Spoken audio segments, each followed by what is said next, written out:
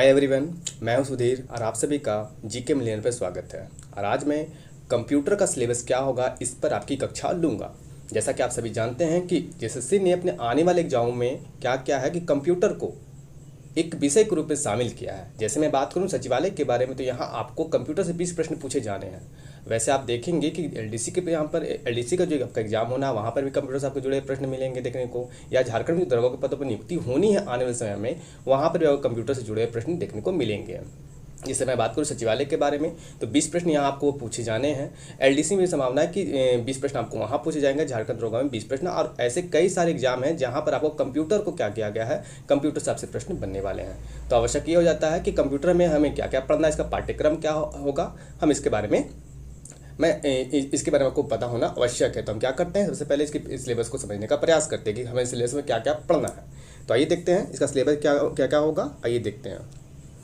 तो सिलेबस में आप देख सकते हैं कि हमें पढ़ना क्या क्या है। यदि मैं बात करूं सिलेबस से मुख्यतः हम बात करेंगे 10 आपके टॉपिक होते हैं, जिसमें से सबसे पहले बात करूं मैं यहाँ पर, तो यहाँ पर आप देख सकते हैं कि यदि मैं बात करूं तो पहला जो आपका होगा ये है आपका ओरिजिन क्या हो गया, origin and development of computer. अर्थात यहाँ पर सबसे पहले आपको क्या पढ़ना है यहाँ पर कि कंप्यूटर का उद्भव किस प्रकार हुआ और उसका विकास किस प्रकार हुआ, उसके बारे में आपको जानना है। यहाँ पर किस प्रकार के इसके उद्भव से, मैंने कंप्यूटर का उद्भव किस प्रकार हुआ, वहाँ पर किस प्रकार के प्रश्न पूछे जाते रहे हैं। जैसे मैं उदाहरण के तौर पे बात करूँ तो कई सारी किताबों में जब पढ़ना प्रारंभ करते हैं कंप्यूटर के बारे में, तो आप क्या पाते हैं कि वहाँ पर क्या होता है कि आपको अबेकस के बारे में पढ़ना होता है, साथ में पास्कल लाइन के बारे में पढ़ना होता है, डिफरेंस इंजन जिसका आविष्कार किसने किया था, चार्ल्स बेबेज ने। साथ में आपको लेडी अडागस्टा के बारे में जानना होता है। दुनिया का पहला कंप्यूटर क्या था, इसके बारे में आपको यहाँ पर जानना होता है, या यहाँ पर प्रश्न पूछ दिया जाता है। तो हम क्या करेंगे, सबसे पहले जब उद्भव को हम लोग पढ़ेंगे तो क्या करेंगे कि क्रमबद्ध में तरीके में पढ़ने का प्रयास करेंगे। मैं अभी चूँकि आपको सिलेबस बता रहा हूँ, सबसे पहले आपको इसके सिलेबस से परिचित करवाता हूँ। दूसरा मैं क्या देख सकते हैं यहाँ पे, यहाँ डेवलपमेंट का मतलब क्या हो गया, तो आप कह सकते हैं कि डेवलप का मतलब हो गया हिंदी में विकास। तो आपको क्या पढ़ना है, विकास, कंप्यूटर का विकास। अब यदि कंप्यूटर के विकास को आप पढ़ेंगे तो आप क्या पाएंगे कि यहाँ पर कंप्यूटर को क्या किया गया है कि इसका जो डेवलपमेंट है इसको 3 भागों में बांटा गया था, इसका क्लासिफिकेशन किया गया है। जहाँ पर हमें पढ़ना होता है कि हार्डवेयर क्या उपयोग के आधार पर क्या है कि इसे क्लासिफिकेशन को 3 भागों में बांट रखा गया है। 3 भाग कौन कौन होते हैं, आप देख सकते हैं कि हार्डवेयर के आधार पर कंप्यूटर कितने प्रकार के होते हैं, वर्किंग मेथड के आधार पर आप देखेंगे क्या होगा कंप्यूटर कितने प्रकार के होंगे, या हम बात कर सकते हैं कार्य या वर्क के आधार पर कंप्यूटर कितने प्रकार के होते हैं। उसके अलावा जैसे मैंने आपको यहाँ पर दिखाया था कि क्लासिफिकेशन आपको पढ़ना है बाद में, जैसे आगे चल के, जैसे जो विकास है यहाँ पर, जो कंप्यूटर का जो विकास है उसका किन किन आधारों पर क्या किया गया, क्लासिफिकेशन किया गया है। तो मैंने आपको बताया यही बात, जैसे based on use of hardware, based on use of working method, और अंत में क्या तीसरा क्या है, बेस्ड ऑन साइज। जैसे हम यहाँ पर मिनी कंप्यूटर, माइक्रो कंप्यूटर के बारे में जानेंगे, और यहाँ पर जैसे यूज ऑफ हार्डवेयर के बारे में मैंने आपको बताया, तो यहाँ पर हम क्या जानेंगे, वही जनरेशन को जानेंगे कि अब तक आप जानते हैं कि कितनी जनरेशन है, 5 जनरेशनों को हमको पढ़ना है कि कंप्यूटर के विकास को यूज ऑफ हार्डवेयर में क्या किया गया, 5 भागों में बांटा गया है जनरेशन के आधार पर। उसके बाद वर्किंग मेथड में आप देख सकते हैं इसको 3 भागों में बांटा गया, जहाँ पर आपको एनालॉग कंप्यूटर के बारे में जानना होता है, डिजिटल कंप्यूटर में हाइब्रिड कंप्यूटर क्या होते हैं। तो इस तरह के यहाँ पर ये आपका सिलेबस में शामिल होगा। यहाँ पर प्रश्न क्या बनते हैं, हम इन सारी की चर्चा जब मैं आपकी कक्षाएं लूँगा वहाँ पर अब किसकी चर्चा करूँगा। अब यदि बात करें तीसरा में क्या पढ़ना है, डिफिनीशन, कि कंप्यूटर की परिभाषा क्या होगी। आपको इसकी परिभाषा से परिचित होना आवश्यक है, क्योंकि आपका एग्जाम हो सकता है कि बहुत सिंपल प्रश्न ही बना दें कि निम्न में से कंप्यूटर के बारे में क्या सही है। जैसे उदाहरण के तौर पे यदि मैं यहाँ पर एक प्रश्न बना लूँ आपके लिए, तो यहाँ पर लिख दूँ कि यह क्या गणितीय गणना कर सकता है, पहला इसी में लिख दूँ। दूसरा ऑप्शन में क्या कहूँ कि तार्किक गणना कर सकता है, और तीसरा ऑप्शन में क्या लिखो कि गणितीय तार्किक दोनों प्रकार की गणना कर सकता है, या चौथा ऑप्शन लिखो इनमें से कोई नहीं। तो आप किसका चुनाव करेंगे, तो जाहिर सी बात है कि कंप्यूटर जो है गणितीय तार्किक दोनों प्रकार की गणनाएं कर सकता है। तो हो सकता है आपका एग्जामिनर यहाँ पर इस तरह के प्रश्न भी पूछ ले। तो अब बात करते हैं हम इसके बारे में, चौथे के बारे में। चौथा हमारा क्या है सिलेबस में, हमारे सिलेबस में क्या क्या शामिल है। उसके बाद चौथा में क्या हमें पढ़ना है, बेसिक स्ट्रक्चर ऑफ कंप्यूटर, मतलब कि कंप्यूटर के आधारभूत संरचना क्या है। तो आप कहेंगे हार्डवेयर और सॉफ्टवेयर। जैसे मैंने यहाँ पर आपको केवल हार्डवेयर दिख रहा होगा, मैं आपको बता दूँ कि हार्डवेयर और सॉफ्टवेयर मिलके ये दोनों के संयोग से क्या होता है, कंप्यूटर का निर्माण होता है, आप जानते हैं। तो हार्डवेयर के आधार पे हार्डवेयर को कितने भागों में बांट रखा गया है, तो हार्डवेयर में कौन कौन से डिवाइस आते हैं, तो आप देख सकते हैं कि यहाँ पर इनपुट आता है, सीपीयू आता है, आउटपुट आता है, मेमोरी आता है। अब इनपुट में यहाँ प्रश्न किस प्रकार के बनते हैं, साधारण प्रश्न यहाँ पूछ लिया जाता है कि बताइए कि निम्न में से कौन इनपुट डिवाइस है, कौन आउटपुट डिवाइस है, सीपीयू का कार्य क्या है, या सीपीयू का फंक्शन क्या होता है कंप्यूटर के अंदर में, मेमोरी के बारे में पूछा जाता है कि रोम का पूर्ण रूप क्या होगा, रैम का पूर्ण रूप क्या होगा, वर्चुअल मेमोरी क्या होती है, ऑक्सिलरी मेमोरी क्या होती है, ये सारे के बारे में से प्रश्न पूछा यहाँ पर जाता है। अब यदि मैं बात करूँ इसके 5वें अध्याय के बारे में, तो 5वां अध्याय को क्या पढ़ना है, सॉरी अभी मैं सॉफ्टवेयर के बारे में आपको बताता हूँ। सॉफ्टवेयर में आपको क्या क्या जानना है। देखिए सॉफ्टवेयर यदि बात करूँ मैं, तो मैंने आपको बताया कि कंप्यूटर की आधारभूत संरचना मैं आपको बता रहा हूँ। तो यहाँ पर हम क्या क्या देख रहे हैं कि कंप्यूटर जो है हार्डवेयर से और सॉफ्टवेयर से मिलकर बना होता है। तो जब आप सॉफ्टवेयर पढ़ेंगे तो सॉफ्टवेयर मुख्यतः आपको सब कौन कौन मिलेंगे, तो देख सकते हैं आप है सॉफ्टवेयर में क्या क्या देखना है कि सॉफ्टवेयर 3 प्रकार के मुख्यतः होते हैं। कौन कौन हो गए वहाँ पर आप देख सकते हैं सॉफ्टवेयर में कौन कौन हो गए। एक सिस्टम सॉफ्टवेयर हो गया, और यहाँ पर ऑपरेटिंग सिस्टम हो गया, और साथ में ट्रांसलेशन सिस्टम जो है कि ट्रांसलेटर जो होता है, आप देखेंगे अनुवादक इसको हिंदी में कहा जाता है। ये सिस्टम जो सॉफ्टवेयर जो होता है, इस सिस्टम सॉफ्टवेयर इन दोनों से मिलके ये सिस्टम जो सॉफ्टवेयर होता है वो 2 प्रकार के होते हैं। एक तो ऑपरेटिंग सिस्टम होता है और एक ट्रांसलेटर सिस्टम सॉफ्टवेयर होते हैं। उसके अलावा आपको यहाँ पर जानना क्या है, यहाँ पर एप्लीकेशन सॉफ्टवेयर आपको पढ़ना है, और एक और चीज़ क्या मैं बता रहा हूँ, ये तीसरा मैं आपको पढ़ना सॉफ्टवेयर के अंदर में क्या पढ़ना है, तो आप देख सकते हैं यूटिलिटी सॉफ्टवेयर। अब देखिए यूटिलिटी सॉफ्टवेयर के बारे में आपको स्पष्ट मैं बता दूं कि क्या होता है कि कंप्यूटर के अंदर में ना इसका निर्माण जो है अलग से क्या आता है, कंप्यूटर को सुरक्षा प्रदान के लिए, जैसे एंटीवायरस हो गया, एंटीवायरस हो गया, ये जो सारे प्रोग्राम है ना इसी के अंतर्गत बनाए जाते हैं आपके कंप्यूटर को सुरक्षा प्रदान करने के लिए। आगे मैं बात करूं तो 5वां जो टॉपिक है हमें कंप्यूटर में जो पढ़ना है, क्या पढ़ना है, तो हमें पढ़ना है नंबर सिस्टम। देखिए नंबर सिस्टम में आपको केवल बाइनरी नंबर सिस्टम पढ़ना है। वैसे ऑक्टा हेक्सा भी आपको यहाँ पर किताबों में क्या होता है बता दिया जाता है, पर एग्जामिनर जो है ना आपका प्रश्न साधारण सा पूछता है। क्या पूछता है कि यहाँ पर पूछता है कि आपको क्या होगा, संख्याएं दशमलव में दे रखा होगा, दशमलव में दे रखा होगा, अर्थात यहाँ पर लिखा होगा 9 को आप किस प्रकार बाइनरी सिस्टम में लिख सकते हैं, बाइनरी में इसका लेखन किस प्रकार का होगा। तो साधारण सा प्रश्न आपका बनता है, या फिर इस तरह से पूछ सकता है पलट के कि बाइनरी सिस्टम में इसको इस प्रकार आपको लिख दे, क्योंकि आप जानते हैं कि बाइनरी सिस्टम केवल 1 और 0 इन दोनों अंकों का प्रयोग किया जाता है ना, क्योंकि कंप्यूटर केवल इसी भाषा को समझ सकता है, इन्हीं से बने हुए भाषाओं को समझ सकता है। तो यहाँ पर क्या होगा, इस प्रकार के आपको क्या होगा अंकों का समूह दे रखा होगा, और आपसे पूछा जाएगा कि बताइए किस दशमलव के अंदर में किस संख्या को क्या कर रहा है, प्रतिबिंबित कर रहा है। तो प्रश्न यहाँ साधारण से मैं बताऊँ, दशमलव की संख्या दे रखा होगा। अब क्या पूछेगा कि बाइनरी में इसको किस प्रकार लिखा जा सकता है, या तो फिर इस तरह पूछ सकता है कि बाइनरी में आपको संख्या अंकों का समूह दे रखा हो, फिर पूछा कि दशमलव में इसका मान क्या होगा। इस तरह से प्रश्न हमको देखने को यहाँ पर मिल सकते हैं। प्रोग्रामिंग लैंग्वेज आपको पढ़ना है, छठा में आप देख सकते हैं आपको क्या पढ़ना है, प्रोग्रामिंग लैंग्वेज। प्रोग्रामिंग लैंग्वेज में आप क्या क्या जानेंगे, high level language, low level language, जहाँ पर आप फॉर्ट्रान वगैरह के बारे में जानते होंगे कि इसका क्या प्रयोग होता है। इन सारे क्या होता है कि प्रोग्राम को बनाने में, अर्थात जो सॉफ्टवेयर बनते हैं ना, इनके लिए क्या क्या आता है, प्रोग्रामिंग लैंग्वेज का प्रयोग किया जाता है। High level language, low level language हम यहाँ पर जानेंगे कि यहाँ पर किस प्रकार के बनते हैं। अब यहाँ मैं बात करूँ डाटा कम्युनिकेशन के बारे में, तो इसका मतलब होता है हिंदी में इसका अर्थ होता है, इसका हिंदी में अर्थ होता है संचार माध्यम। हम किस प्रकार संचार को स्थापित कर सकते हैं, उसके माध्यम कितने कौन कौन माध्यम से हम संचार को स्थापित कर सकते हैं, संचार कितने प्रकार से किया जा सकता है।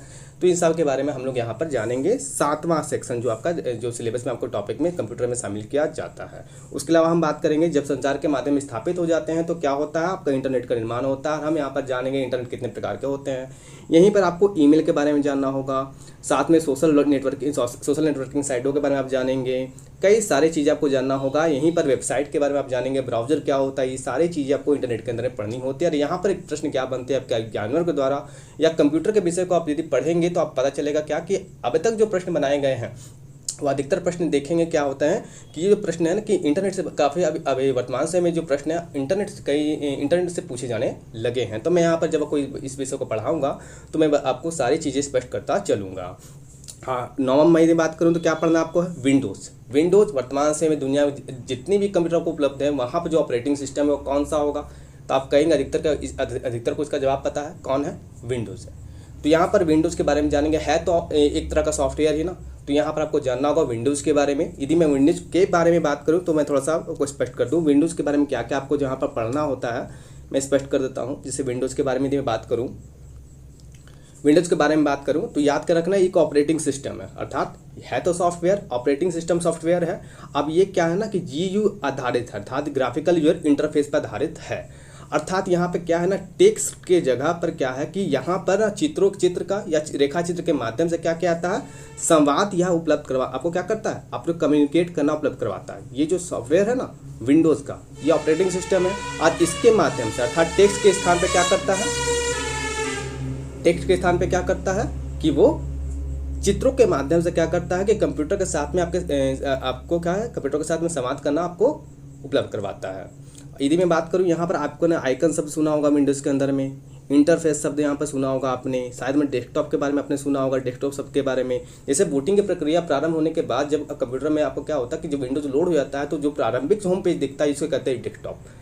और यहाँ पर कई सारे आपको आइकन देखने को मिलेंगे, जैसे माई कंप्यूटर आपको देखने को मिलेगा, रिसाइकल बिन देखने को मिलेगा, साथ ही माई डॉक्यूमेंट देखने को मिलेगा। इन सारे के बारे में आपको जानना होता है। साथ में यदि बात करूँ यहाँ पर टास्क बार भी आपको शब्द का सुने होंगे। टास्क बार क्या होगा, विंडोज को नीचे में एक छोटी सी पतली से पट्टी होती है, पतली पट्टी होती है, इसे ही कहा जाता है क्या चीज़, टास्क बार, है ना। आगे बढ़ते हैं और हम बात करते हैं आगे इसका 10वां क्या था, जिसमें पीछे चला जाऊँ और यहाँ पर आप देखेंगे कि हमें 10वां में क्या क्या पढ़ना है। तो आप देख सकते हैं MS ऑफिस। MS ऑफिस में हमें क्या क्या जानना है, वर्ड को जानना है, एक्सेल में पढ़ना हमें है, MS एक्सेल पढ़ना है, MS पावर पॉइंट पढ़ना है, MS एक्सेस पढ़ना। यदि मैं वर्ड के बारे में बात करूँ तो यहाँ प्रश्न किस प्रकार के बनते हैं, मैं थोड़ा सा बात कर लूँ इसके बारे में।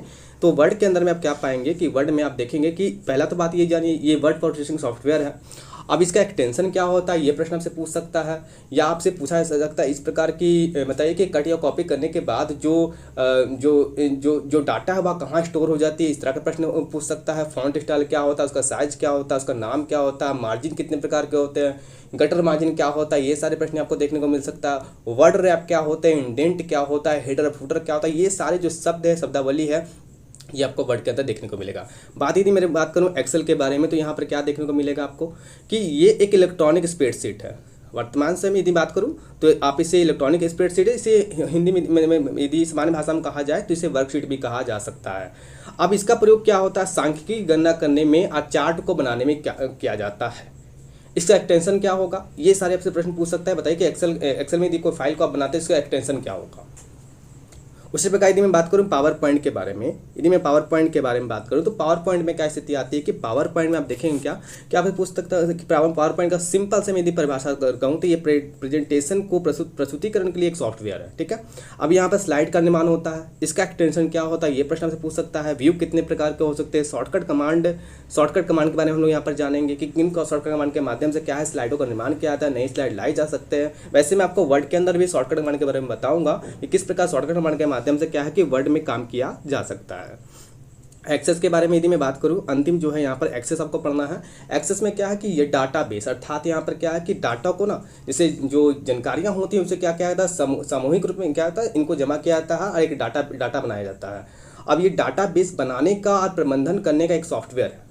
आपने इसके लिए एक शब्द का प्रयोग सुना होगा, जैसे मैं यहाँ पर एक नया पेज लूँ तो DBMS, इसका मतलब क्या है, डाटाबेस। इसका फुल फॉर्म आपके एग्जामिनर ने बार बार अपने पिछले एग्जाम में क्या किया है, बार बार इसका फुल फॉर्म पूछा है कि DBMS क्या होता है, इसका फुल फॉर्म क्या है, इसका पूर्ण रूप क्या है। तो इसका मतलब क्या है, डाटाबेस मैनेजमेंट सिस्टम। इसका मतलब क्या है कि DBMS का मतलब क्या है, डाटाबेस मैनेजमेंट सिस्टम का पूर्ण रूप ये हो जाएगा। तो यदि मैं बात करूँ कंप्यूटर के बारे में, अंत में यदि मैं कुछ बात करना चाहूँ कंप्यूटर के बारे में, तो आप मैं बताना ये चाहता हूँ कि कंप्यूटर का जो सिलेबस होता है, जो सिलेबस है वर्तमान समय जिसने जो सिलेबस जारी किया है कंप्यूटर के संबंध में, आप पाएंगे क्या कि आप यदि केंद्र स्तर पे भी कोई एग्जाम लिखते हैं या राज्य स्तर पे जैसे बिहार या यूपी के वगैरह के आसपास के क्षेत्रों में आप कंप्यूटर का एग्जाम लिखते हैं तो इसके जो सिलेबस होगा आपको बदलाव देखने को नहीं मिलेगा। जो सिलेबस मैंने आपको बताया मुख्यतः यही सिलेबस आपको हर जगह देखने को मिलेगा।